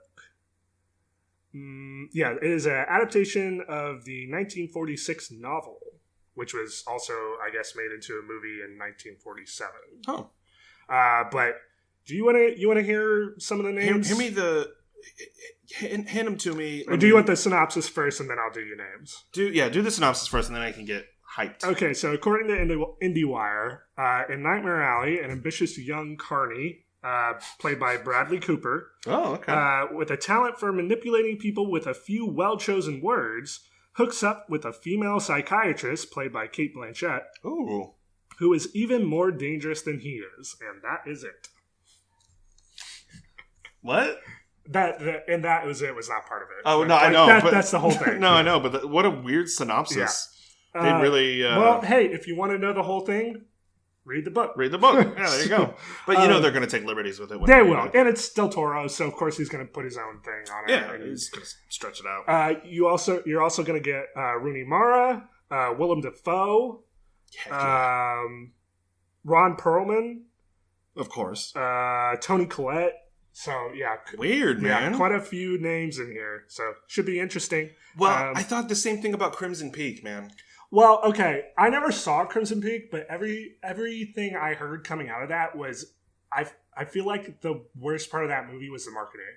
I feel like the marketing betrayed it because it... Like, those trailers made it seem like a legit horror movie, and then everything I was getting out of it afterwards from people was like... Yeah, it's more of like a suspense sort of thing. It's much slower, and then it doesn't really. It's not like a slow burn into a big horror scene at the end. Yeah, it's more of just a slow burn the entire time, and that's it. Right. Marvel has officially canned the animated Howard the Duck series and the Tigra and Dazzler series. Good. So I mean, I'm sad because imagine the things we could have gotten. Well, now all we have from that big Hulu slate they announced a while back is MODOK and Hitmonkey. Those are both. And is that two separate ones? I believe they're two separate ones. Okay. Yes. Because I want Hitmonkey to star in his own series. Whatever the fuck that means. I don't know. So those are the only animated ones left. And then Hellstrom is the only live action one left. And I'm willing to bet, because this is like very similar to the way the Netflix shows were like they're just going to slowly canceled. It was like, we'll cancel these two, or in this one. And it lessens the pain. It does. They're not like wiping the slate totally. But Kevin Smith was working on this Howard the Duck one, so I feel like that would have been a great fit, but I guess it just wasn't working for him. Or maybe, honestly, they probably just want everything under the same Marvel Entertainment thing, and now that Marvel Television has kind of been folded, really. So I don't know. We'll see what happens with that. A lot of shakeups. The other three, but this looks like the same exact thing that they were doing with the Netflix shows. Or maybe they're trying to move it back over to Disney Plus as well. True. Granted, a lot. Well, I mean, that's kind of what I was getting at. Oh, I'm sorry. Because Marvel Television isn't a thing anymore, right? So anything that they're picking up and keeping it'll be on Hulu, but it'll be under Marvel Entertainment. I think it is. But I mean, even then, maybe Disney doesn't own stake in Hulu, does it? Mm-hmm. Oh, it does. It owns almost all of it. Okay, I'm sorry. I don't know why I got that confused with something else. Well, and this is what's confusing about that too. It's like, well, why? Why not just have all the... that was the thing with the Netflix things, at least. It's like, well, this production company doesn't own the thing that you now have. Yeah. And that's kind of what's going into your canceling, because you want to, under a shared banner / vision. Even though I felt like... They want to be able to say... Disney. Disney wants to be able to say, we want this to happen in the show, or we're going to cancel it. But because Netflix was kind of in the way of that. Well, and it's interesting that you said that, because the reason they canned, or at least the reason they gave for the Dazzler one being canned, was, quote, creative differences, which is something that or a phrase that we've become very familiar. And it's like everything that we've been hearing, creative differences. Like, why are we getting rid of Colin Trevorrow? Creative differences. Yeah. Why are we getting rid of Lord Miller? Creative differences. Yeah. Like, this is like almost the Disney calling card at this point is, quote, creative differences. It's like I said, it's a catch-all. When they don't want to say, this guy didn't want to do what we told him to. Yeah, creative differences is the nice glossy way of painting over that.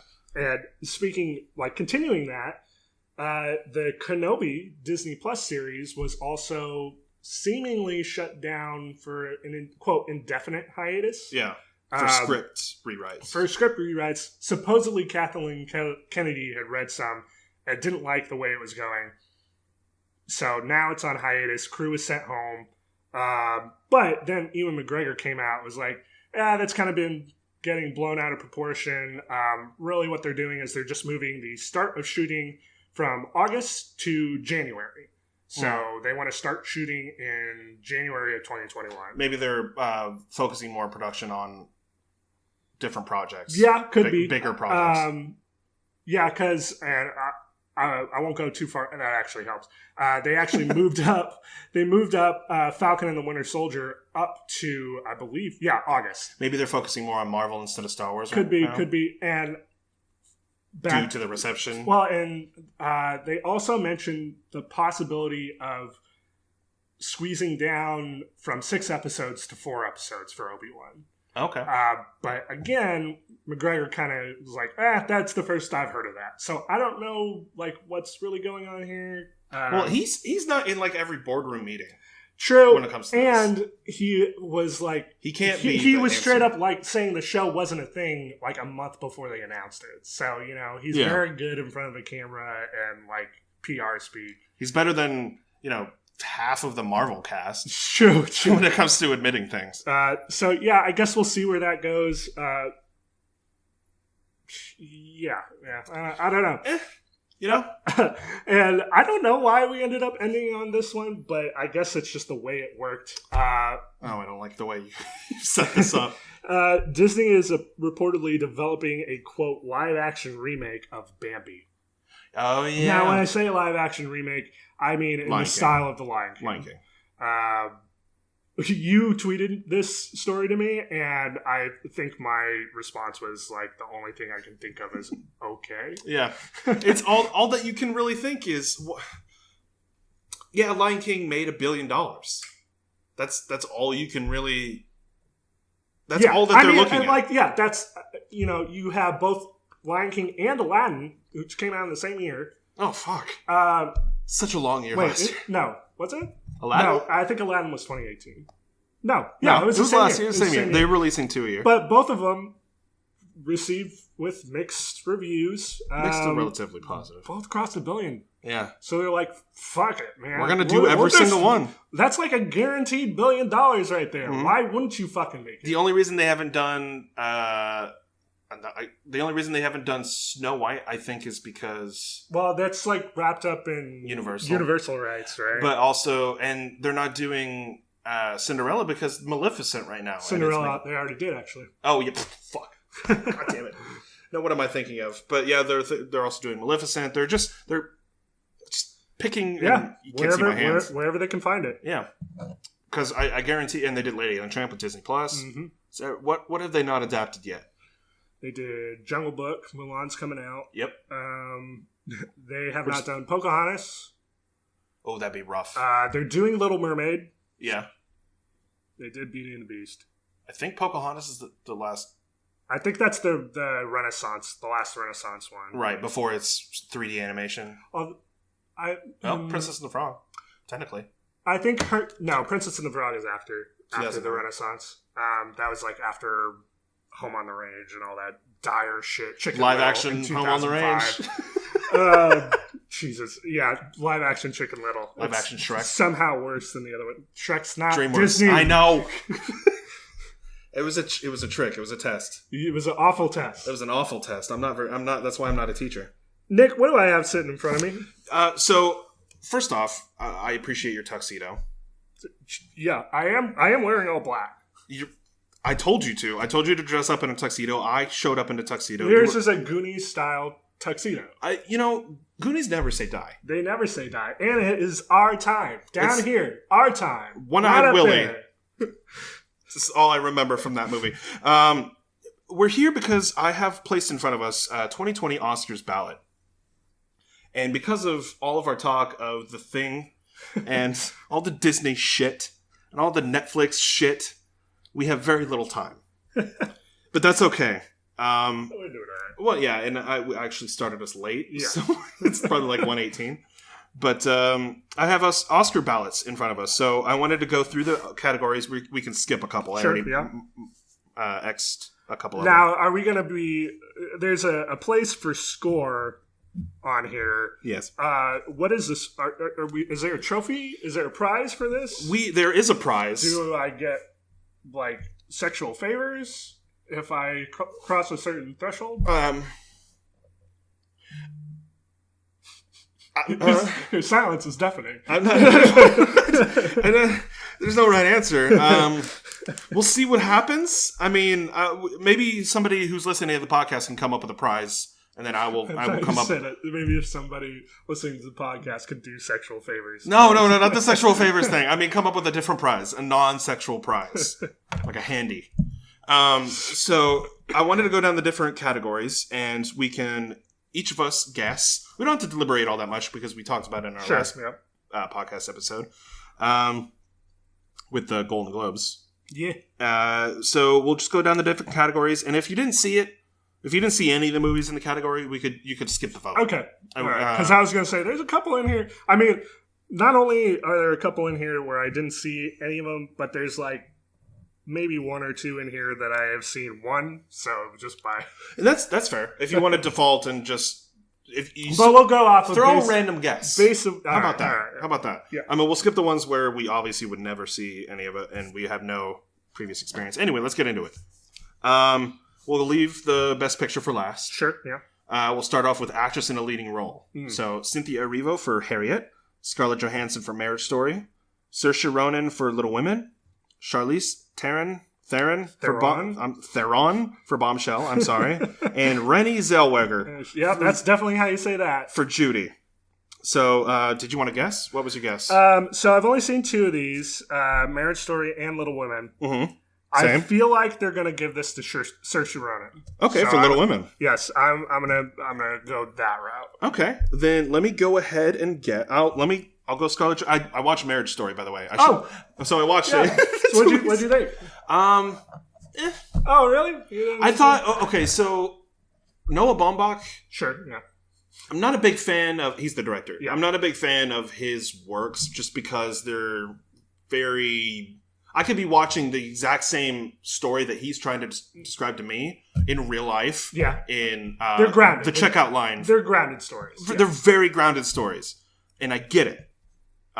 This story was not for me. I still think it was a fantastic movie. Really well I think where it shines is the acting. Yeah, and that's why I'm saying Scarlett Johansson, I think, should win for Marriage Story. I did not see Harriet or Bombshell or Judy. I would agree with you. I think Scarlett should win for it, but I think they're going to give it to Saoirse. I hope Saoirse Ronan wins because she would be a younger actress. She already won an Academy Award? Did she win one for... I don't know if she won for Lady Bird. I don't think she did. I don't think she won for Lady Bird, but didn't she get... I don't know if she won for... What was the first movie that she was in with James McAvoy? Oh, fuck. This is why you need a smart speaker, so we can ask. Well, I had one. Well, it's here. It's just not plugged in. Well, it's not very smart then, is it? No. James McAvoy, Saoirse Ronan. Atonement. No. Atonement. There we go. Yeah. Oh, and she was great in Hannah as well. I like yeah. that. And then they made the show, and you're like, why? It's just the movie, but spread out amongst episodes. Anyway, so we've nominated actress in a leading role. I got Scarlett Johansson. You've got Saoirse Ronan. Yes. Actor in a leading role. Who are you going to vote for? Antonio Banderas in Pain and Glory, Leonardo DiCaprio in Once Upon a Time in Hollywood, Adam Driver in Marriage Story, Joaquin Phoenix in Joker, and Jonathan Pryce in The Two Popes. So I'm actually going to go with Adam Driver for this. Okay. I'm going to base mine based on who I think is going to get it. Okay. Not necessarily who I want to get it. No, I think that being said, I think Adam Driver should absolutely get the award for it. Okay. Yeah, I think I should have, I guess, prefaced this by we should be voting for who we think is actually going to win the award. Right. Okay. So I'm actually going to give it to Joaquin Phoenix. Okay. You think they're going to go the same route as the Golden Globes? Yes. I think that the Golden Globes definitely set a precedent, especially when it comes to the screenplay writing, the directing, and the Best Picture. But we shall see. Yes. There's always been upsets. Actress in a supporting role. Kathy Bates in Richard Jewell, Laura Dern in Marriage Story, Scarlett Johansson in Jojo Rabbit, Florence Pugh in Little Women, and Margot Robbie in Bombshell. Margot Robbie. I've heard nothing but great things about Kathy Bates, but I haven't seen it, so I can't really. She is great. I can't really comment on myself. I love Laura Dern, but in Marriage Story, she's just kind of like it is a different role for herself, but it's not like I feel like the two main leads are the real draw of that, and the kid. Supporting roles are tough too. Yeah, I think I'm going to go with Florence Pugh. And she was the youngest, right? Yes. But she's obviously in as Little tall Women, as the other. yeah. I am actually... I'm stuck between Kathy Bates and Florence Pugh. Because I wanted to see Jojo Rabbit, man. But it doesn't come out on streaming until tomorrow. So... Or actually the 3rd, I'm sorry. Right. I'm gonna give it to Florence Pugh as well. Okay, that's our first cross section. Cross-mogenating. So, actor in a supporting role, we got Tom Hanks in A Beautiful Day in the Neighborhood, Anthony Hopkins in The Two Popes, Al Pacino in The Irishman, Joe Pesci in The Irishman, Brad Pitt in Once Upon a Time in Hollywood. So, this is one of the ones I was talking about before, where I have seen exactly one movie in this. You had all the time in the world to watch The Irishman, and you still didn't. No joke. I was like hovering over it. Like, I'm literally not doing anything else right now. Yeah.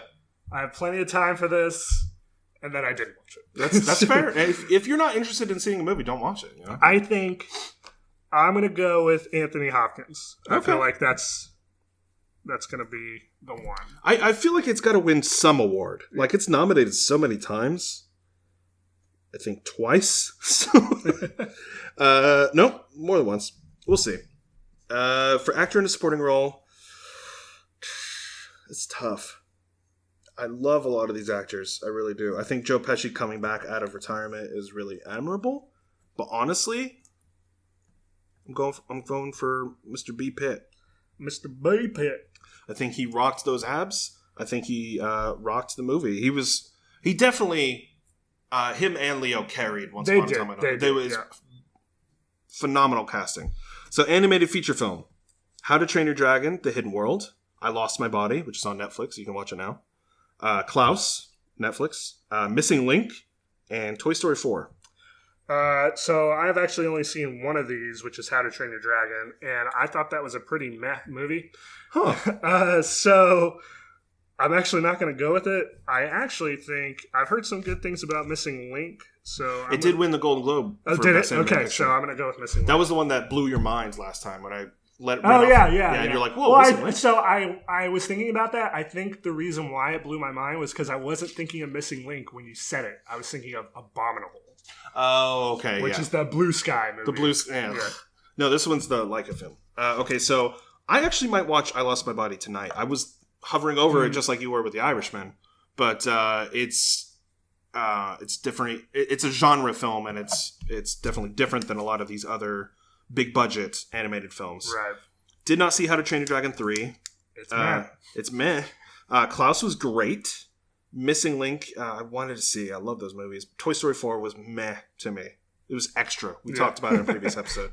So I'm actually going to go to Klaus. Okay. I liked it. I think it's a great Christmas movie, and I recommend it next Christmas. Okay. So I think J.K. Simmons plays Oh, really? Klaus. That's and funny. he's great in it. That's not who I would personally. It's a downplayed J.K. Simmons. Yeah. So the next category is cinematography. The Irishman, Joker, The Lighthouse, 1917, and Once Upon a Time in Hollywood. It's a tough category. It is a tough one because Once Upon a Time in Hollywood is a very well shot film. So you can't get around it.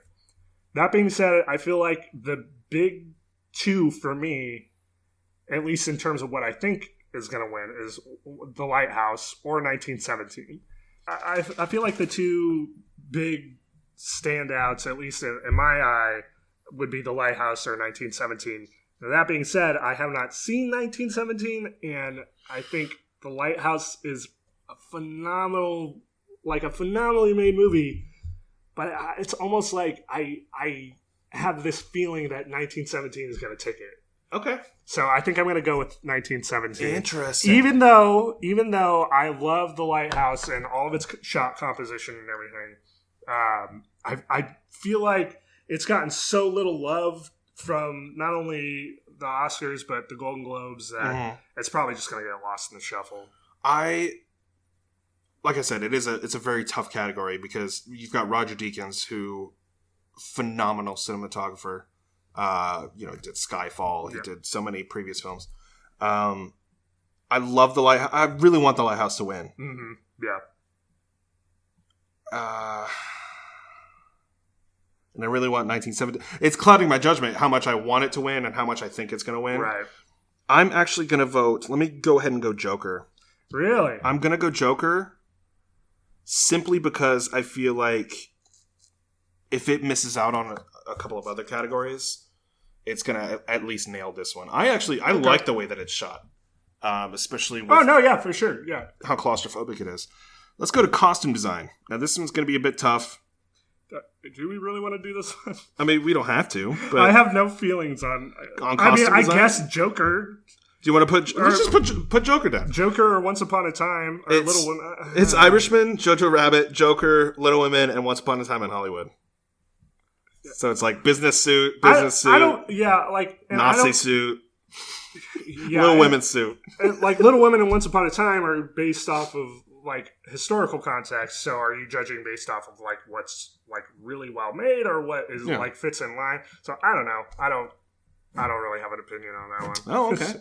So I'm gonna mark it off of mine. Unless you have a feeling on a certain one. Well, I was gonna go with Little Women, but if I get the point, I'll default it. So I'll put a little X there. So the next one is Best Director. It's right in the middle.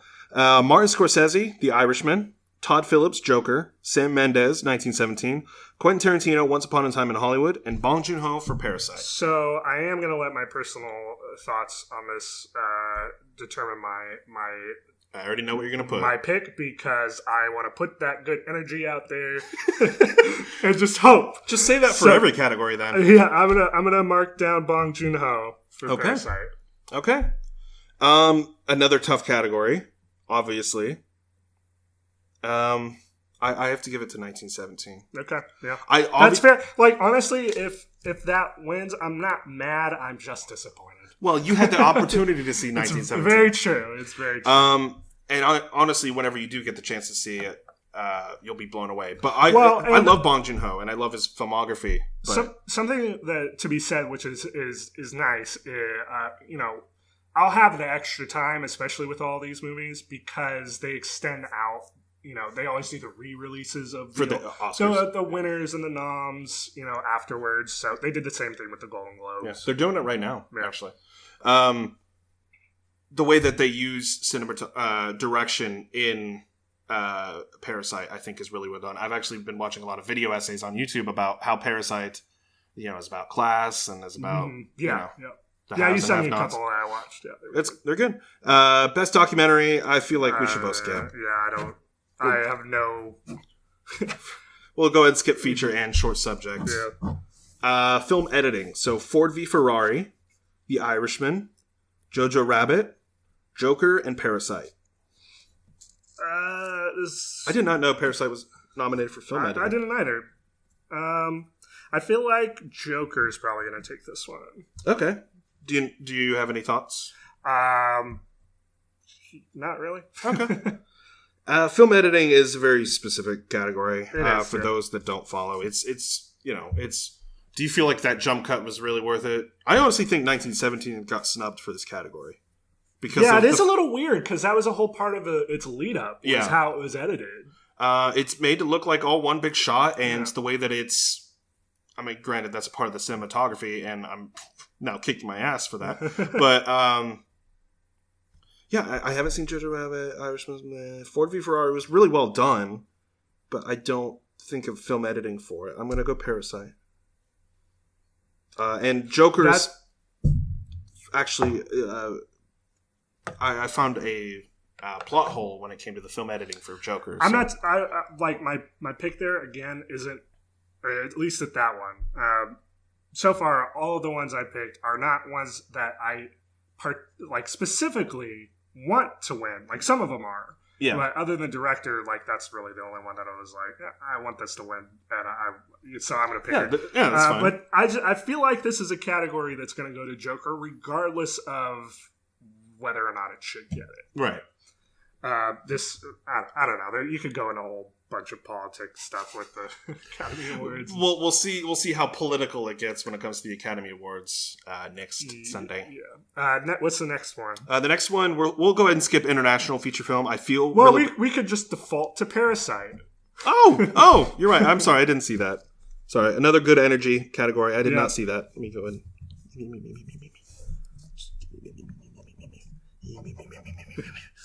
Okay, so makeup and hairstyling, film editing, costume design. It's in that same group. Yeah.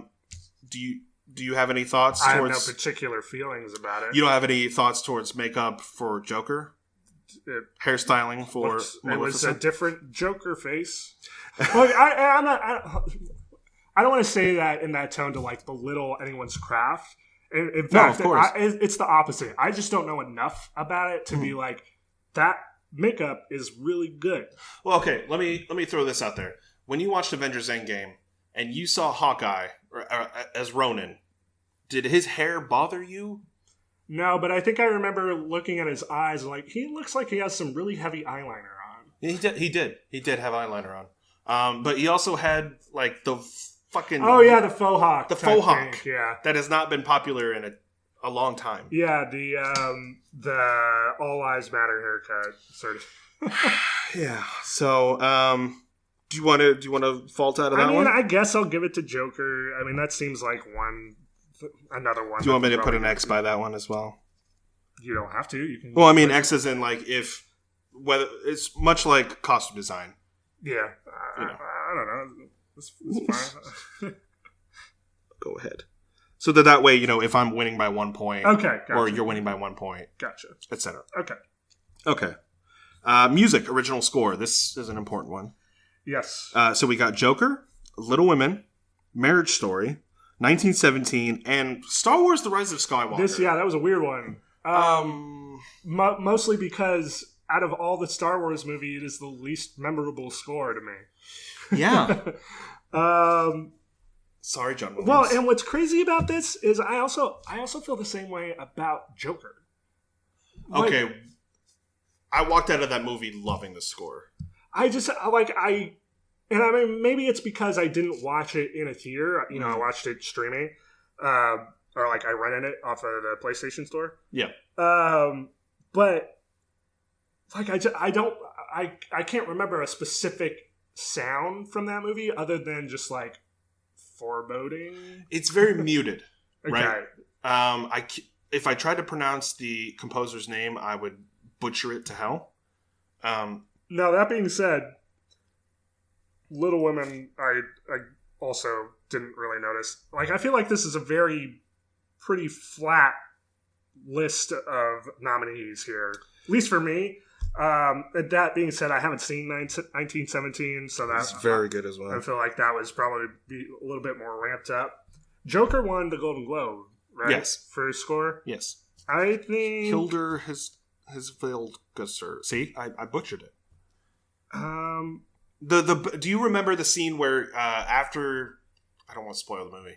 After the scene where he kills someone for the first time and he goes to the bathroom and starts dancing. Dance, yeah. Do you remember the music in that scene? Not really. Very interesting. That was, I don't know, that's when I started noticing the score. I think I'm going to go with Joker just based off of like word of mouth, like people who enjoy it really enjoy it, and it won the Golden Globe. So I think I'm just going to go based off of that. Okay. I really enjoyed the 1917 score, but I'm going to go with Joker as well. Okay. I've already stated my opinion on it. I really enjoyed it. Yeah. I continue to listen to it. That's how much I enjoyed it. So, music, original song. I Can't Let You Throw Yourself Away. The least memorable Toy Story song. I'm Gonna Love You Again by Rocket Man. So, really, it's Elton John. I'm Standing With You, Breakthrough. I don't remember the movie. I don't even know what that is. Yeah, I'm sorry. Into the Unknown, Frozen 2. And Stand Up in Harriet. I did not know Harriet. I didn't know it had an original song. Yeah. So I haven't seen any of these but Frozen 2. Yeah. That being said, however, of the list, the only one that I've actually heard like really good things about is I'm Gonna Love Me Again from Rocket Man. So I am, knowing that, I am still going to go with Into the Unknown. Is that the only category Rocket Man is nominated for? Yeah, because I think it got snubbed for costume design. Son of a bitch, man. Yep. Damn. It's the only one. Damn. I gotta give it to Into the Unknown because that song stuck with me after I left the theater. It slaps. And you know what? It wasn't even supposed to be the breakthrough song for that movie. What was the breakthrough? It was supposed to be the one where she actually gets the island close towards the end of the movie. Show Yourself? Show Yourself was supposed to be that. No, I feel like Into the Unknown was... Because that was the one that was getting all the marketing beforehand. I'm just... From what I read. That was from what I read. Well, maybe that was the original plan. And things change. Yeah. I mean, one song slaps more than the other. I mean, at the end of the day, it's Idina Menzel no matter what. So there you go. She was great in Uncut Gems. And that movie is fucking snubbed. Yeah, no nominations at all whatsoever. That fucking tweet you sent me was amazing. Okay, we didn't mention that before in the news, but I don't know if it's true or not. Maybe it's sensationalization. It read like an onion. It does, but Adam Sandler was not nominated for an Academy Award or even a the whole movie. Like I don't think it was even, or maybe it was nominated for a Golden Globe. For a Golden Globe, but it wasn't even him. Anyway, Uncut Gems is not nominated for an Academy Award, and there was a lot of buzz for that movie. And honestly, I feel like it was snubbed as well. Well, it's been received really well. Yeah. If it's anything like his... I don't know. I don't remember if it was his last one, but if you ever watched Reign Over Me, which was a drama that he did with... War Machine. Yeah, what's his name? I'm so sorry. I follow him on Twitter. Shit. Do you really? Yeah. Don Cheadle. Don Cheadle. I didn't look at it. I was trying to find it. He doesn't look like a Don Cheadle. Yeah. Anyway. Reign Over Me with Adam Sandler and Don Cheadle. I remember is fucking fantastic. I'll have to give it another shot. Whenever he does dramedy, he usually tends to do a pretty good job, except for Spanglish. I remember hating. That was all right. It's hit or miss, but like a large majority of the movies. Anyway, the whole segue behind this is apparently he signed on for more Netflix original movies. At least 2 or 4. 2 to 4 more original Netflix movies because he got snubbed for an Academy Award. It's like, oh, I made a good movie and nobody cared. Time to make shitty ones. No. It's because money. It's obviously because money. He would have made that deal no matter what. Yeah. But it read like a fucking Onion article. It's just funny. Because in Netflix UK, in fact, Netflix International, you can watch Uncut Gems on Netflix. Oh, really? Yeah. That's funny. But not US. Yeah. So we finished music original song. So production design. What does that mean? Production design usually just means, it can mean set design. It can mean the way that it was filmed. If it's set design, I'm actually going to give this, I didn't think I would give this movie really anything, but I'm going to give it to Once Upon a Time in Hollywood. Okay. I don't want to minimize the category to just that, but obviously we know how proficient Quentin Tarantino is when it comes to making his films. So, that's what I was eyeing as well. But I also want to give it to 1917 with the way that it is filmed. Okay. I know I'm tying kind of another category into this, but because of the way that it is filmed and the way that the production design, I'm sure, was hell, I have to give it to 1917. Yeah. I feel like it deserves it as well. So, we'll have to wait and see. Yep. We'll skip short film, animated, and live action. I'm sorry. I'll watch them on YouTube when they show up. I forgot to mention I did watch. They have this thing on Disney Plus now called Short Circuit. Yeah. Which is like they go the movie about the robot Johnny Five. Come alive. No. Their animation. I don't forget what they actually call it. Imagineers? Part of their animation studio, one of their animation studios that focuses on short films and stuff. They have a bunch of people working within there. So they did a bunch of shorts from those people specifically. Almost kind of like if you let people put their final college projects up on Disney, this is what you would get. So that was interesting. They're like really short. I don't think any of them go over 4 minutes. Some of them are really good, and then some of them are pretty good. I'll have to give it a shot. I got Disney Plus. It took me like 20 minutes to get through all of them. Oh, wow. So it's very quick. Very quick. Sound editing. So for sound editing, we have nominated Ford v. Ferrari, Joker, 1917, Once Upon a Time in Hollywood, and Star Wars: The Rise of Skywalker. I'm going to give this to Ford v. Ferrari. I feel like if it wins anything, that's going to win. I honestly, you keep stealing my nominations, man. I did see the film. I think that the drive sequences, and honestly, for cinematography, it should have gotten nominated as well. I think for sound, obviously, you get the rumble of the engines, right. But I did have an issue when I was watching the movie. Maybe it was the way that I was watching it. The dialogue was very quiet, and then the racing was very loud. Yeah. So it was one of those movies. Maybe there was the sound mixing that I didn't like. Well, it's funny. It's right below it. We will get there. But for sound editing, let me go ahead and give it to 1917 or Star Wars. I'm going to give it to 19... Oh, fuck. Because I know I have to give Star Wars either sound or visual. You don't have to do anything. I know. You could just fucking leave right now. You owe Star Wars nothing. I don't. Except my time and money. I'm going to give it to... Do you know? I'm going to give it to Ford v Ferrari as well. I'm going with my gut. Yeah. I keep going with my gut, or I keep going with my heart instead of my gut, and I should just go with my gut. Yeah. Sound mixing, we're going to go with Ad Astra, which is its only nomination. Ford v Ferrari, Joker, 1917, and Once Upon a Time in Hollywood. So, I actually... I find it interesting that Ad Astra is here for sound mixing, but not sound editing. But having said that, I think Ad Astra should win that. Mm-hmm. So I'm going to give it to them. It does not put sound in space. Yep. Which is nice. Let me see. Yeah, let me go Ad Astra as well. I know we're kind of doubling up here, but... Yeah, it's fine. Visual effects. Avengers Endgame, which is its only nomination. Yes. The Irishman, Lion King, 1917, and Star Wars The Rise of Skywalker. Wow. Such a weird nominee list for Star Wars. Yeah. Well, I mean, that's kind of on par with every time Star Wars has been nominated.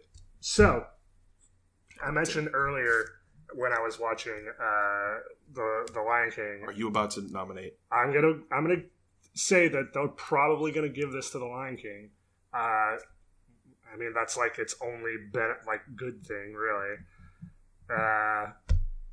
But to its credit, it does look really fucking good. Okay. It's just boring. All right. I'm going to give it to Avengers Endgame. Honest, the final battle, man. That is fucking crazy, yes. It's insane. Yeah. It's a pivotal moment in cinematic history, and honestly, it needs to be recognized for that. Well, when is that ever? Well, but I'm saying if it's its own only category. Sure, yeah. So, fucking A. Writing adapted screenplay. So, The Irishman, this is adapted from a previous works. Right. The Irishman, Jojo Rabbit, Joker, Little Women, and The Two Popes. I am going to go with Joker for this one. What is the adapted screenplay for this? I don't know. I think they're just saying, off of DC Comics. I guess. I mean, that's kind of a cop-out, but whatever. I think it just means not original. That's fair. I'm going to not go with my heart and go with my gut and go with The Irishman. It's going to win a category. It probably will. It will win a category. Just because Martin Scorsese, Yeah, right. I just really hope it doesn't win the important one. Right. Writing original screenplay. So Knives Out, Marriage Story, 1917, Once Upon a Time in Hollywood, and Parasite. So I'm going to give this to Parasite. I feel like this will win this one. If it doesn't win Best Director or Best Picture, it will win Best Screenplay. I'm going to give it to Knives Out. Okay. I know I kind of digged into it when I reviewed it, but honestly, I think it's a really well structured murder mystery. Sure, yeah. I mean, it is well done, for sure. Yeah. All right. Yeah, and now we're at our last and the final. Big one, Best Picture. Our last, but not least. Last, but very much not least. So Ford v Ferrari, The Irishman, Jojo Rabbit, Joker, Little Women, Marriage Story, 1917, Once Upon a Time in Hollywood, and Parasite. So, I went with my heart for director, and I feel like it might be misplaced for this, but I'm also going to go with my heart for Best Picture. Okay. So I'm going to go with Parasite. Okay. That's fine. You can go with your feelings. Fucking pussy. It's been a long time. It's hour and 47 minutes in, and I finally said pussy. Restart the clock. Yeah, restart the clock. I gotta redo it. Fuck. I know it's gonna be an upset. I know that this is gonna be an upset no matter what. Marriage Story and Little Women, I feel like, are on the bottom rung when it comes to potential to win. I would say you have an adapted works that's already been adapted previously. I would say, probably I would say Ford versus Ferrari and Little Women. I was going to say this. It was going to be maybe right Marriage Story right after that, but I think that probably has a little bit more of a chance because it's more grounded, personal. Yeah, I feel like because 1917 historical drama. Yeah. Which the Academy is a whole bunch of old white dudes who fought in the wars. Very true. Once Upon a Time in Hollywood is Hollywood's history, so it has a very big potential. Jojo Rabbit, another, satire of world history, is very much, you've got a fan favorite director and you've got world history, but it's also being poked fun at. So it's being interesting. You've got Martin Scorsese's The Irishman. Martin Scorsese, sucking all that Academy dick. Joker is the biggest black sheep out of all of this. Joker and Parasite. I would argue Parasite is. Well, yeah, it's the first foreign language film to be nominated for Best Picture. Is it foreign language in general, or I thought it was just Korean film? It might be Korean. Oh, no, you're right. It is Korean film because I think Babel was nominated. I think Pan's Labyrinth was nominated for Best Picture. You're right. I'm sorry. First Korean film to be nominated for Best Picture.